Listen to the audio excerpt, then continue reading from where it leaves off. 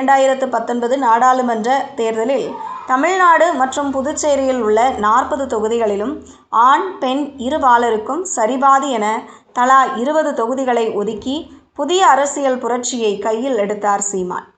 இந்த மக்களவைத் தேர்தலில் நாம் தமிழர் கட்சிக்கு 3.9% வாக்குகள் கிடைத்தன.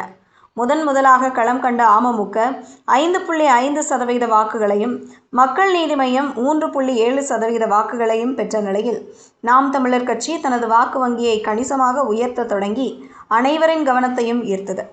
இதற்கு பிறகு கடந்த 2021ஆம் ஆண்டு நடந்த சட்டமன்ற தேர்தலில் நாம் தமிழர் கட்சி 6.61% வாக்குகளை பெற்று அசத்தியது.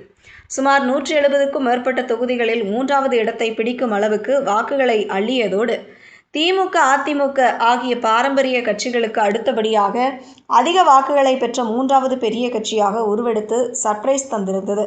தொடர்ந்து 2024 நாடாளுமன்ற தேர்தல் முடிவுகளும் அக்கட்சியினருக்கு பெரும் உற்சாகத்தை தந்தது.